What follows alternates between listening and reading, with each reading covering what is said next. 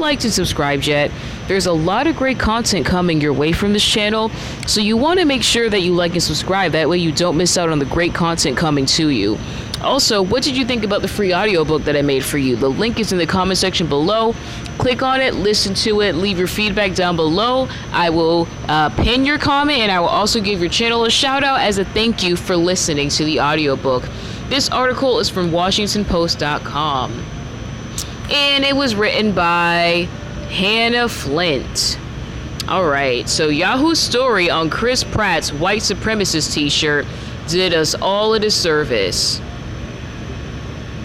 U.S. media took a bold stand against racist tweets by the President of the United States this week, with much of its objectivity calling Donald Trump's behavior racist after resisting that label in its news coverage for years.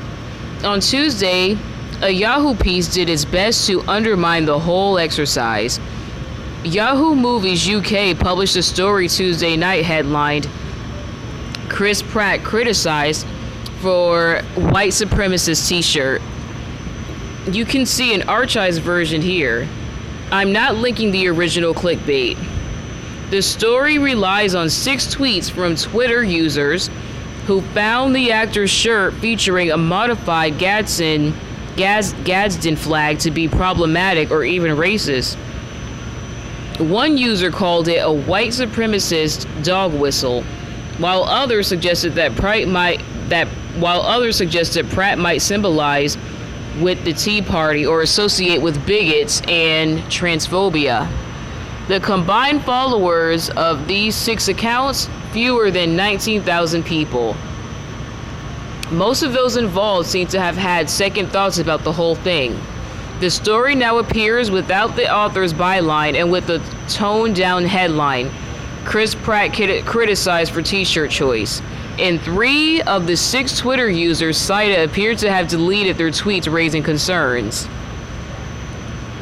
The problems with the article are evident and were quickly pointed out Tuesday night by journalists spanning the political spectrum. The Gadsden flag was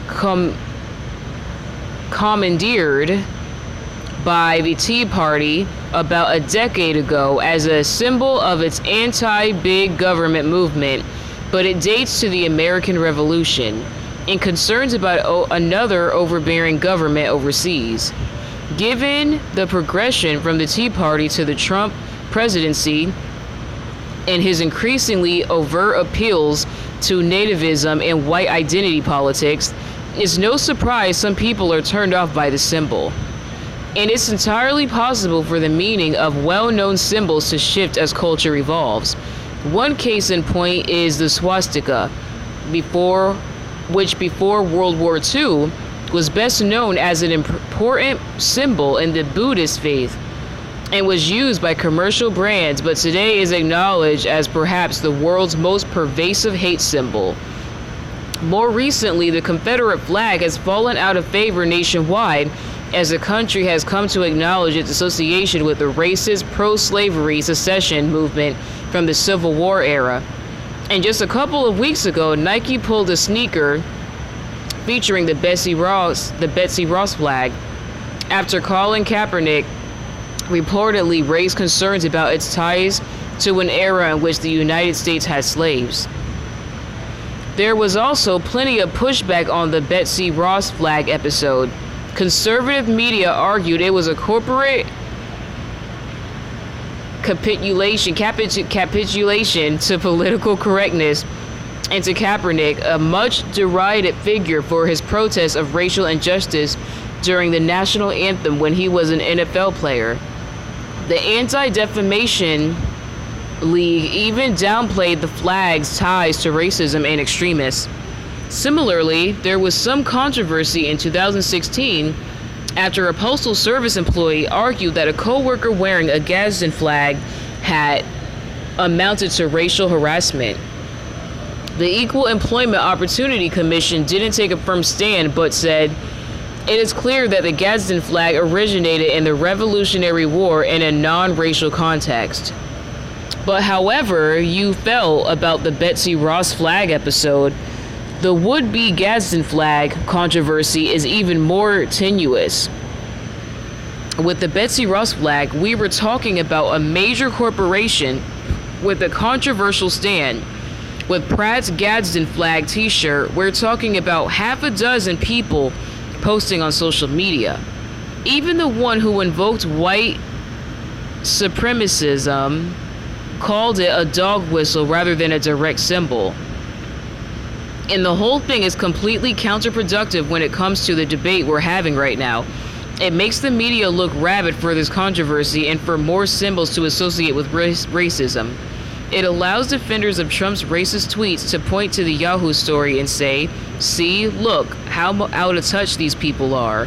They see racism everywhere. And this is a tweet from Sean Hannity. Over the years, the flag has been adopted by far-right political groups like the Tea Party, as well as gun-toting supporters of the Second Amendment. It also is sometimes interpreted to convey racially tinged messages. That sentiment should not be attached to the broader mainstream media, but it will be. Fox and Friends mentioned the story on Wednesday morning. Sean Hannity has now weighed in, and more will surely follow. Often left out will be the journalists of all stripes crying foul over the piece's publication, along with the fact that it was published by the UK movies division of Yahoo, not its US political journalists.